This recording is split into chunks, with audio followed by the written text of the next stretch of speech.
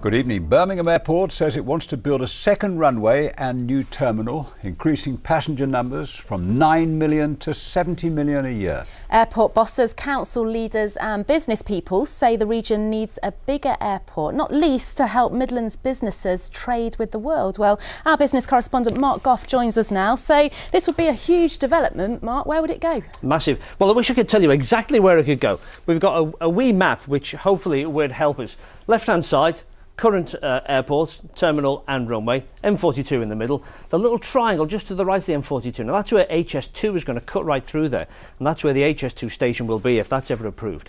So where will the runway go? Well, it could go around about there. Now the airport says that's a lot of brownfield land, it's very sparsely populated.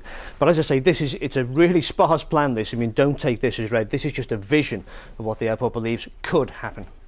The planes leaving Birmingham Airport today were flying over what will be an extension to the current runway. Now it wants a second. The UK needs more airport capacity.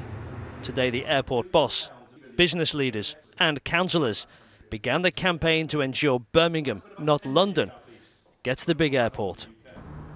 So why does Birmingham need a second runway? Well, more and more of us are flying. More West Midlands businesses are trading with the rest of the world. And Birmingham is losing passengers to Heathrow. This map issued by the airport shows the current runway on the left, the new one on the right, but it's short on detail. All the airport will say is that it could go on sparsely populated land to the east of the M42 to dovetail with HS2 and the HS2 station, which will be near the hamlet of Little Packington. So people living to the east of the M42 today are going to be thinking, are they going to tarmac over my house? There are very few people that actually live in that area. That's one of the advantages of that, why we've looked there. If we look at the westerly scheme, there were just so many people living around that westerly runway that it wouldn't have made sense. I don't know why government originally chose it after 3 years worth of work. So what's the business case? £55 billion of exports in manufactured goods, aerospace, automotive and the like. A number of those are going through Birmingham Airport, but a significant number are going out through Heathrow and out through Manchester and other airports. So why Birmingham and not London? Boris Johnson is very clear, no expansion at Heathrow. And he's been quite right to ask the difficult questions, well, what do we do next? And he's come up with a proposal, which is the Boris Island proposal, or Stansted. And what we're saying is, well, that's fine, but actually Birmingham can do more. So what about the environment? We've looked at this and said there are options there on brownfield sites, and if you look to the north and south, there are very few houses. While the kind of new development might be further away from population centres, it will still cause kind of have environmental noise and kind of air pollution impacts. So what are the chances of it going ahead? It's just the tens of billions of pounds of investment to pay for it, and on top of that, persuading the airlines to uproot all their existing operations, which are concentrated around London, and say, hey, move to the Midlands. Mighty ambitious plan this is, Mark. What's the time frame? They're looking at the airport capacity from 2030 onwards, but initially what will happen is this idea will go to the Airports Commission, which is asking the whole country really, what do we do about increasing our airport capacity?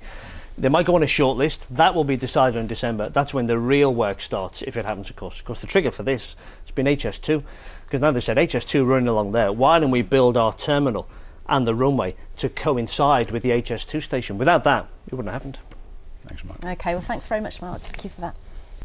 Opponents of the HS2 high-speed rail project have started an appeal today against a High Court decision to reject most of their challenges to the legality of the scheme. Well, for more on this, we can join Wes Smith, who's live in our London studio. Wes, HS2, very controversial, but why do protesters say the government has acted illegally?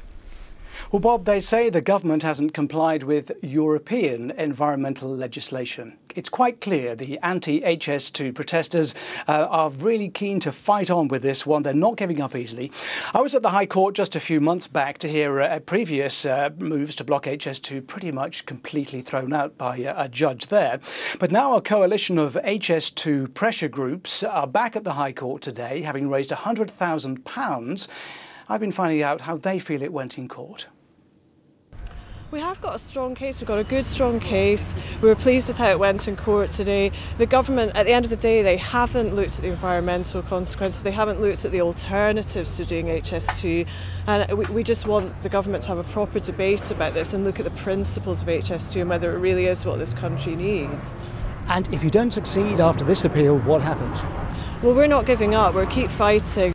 Now, 3 judges are hearing the evidence. Much of the debate today has centred on issues around the London area, but the ripples, of course, from there will be felt across the central region. People living in Warwickshire and Staffordshire, worried about the effect on their countryside, helped raise funds for this hearing. Now, businesses and some long-distance commuters say a super-fast link between Birmingham and London is essential to the Midlands economy, and we've heard the part it could play in the expansion of Birmingham Airport, of course. So Wes, what's been the government's reaction to today's legal challenge then?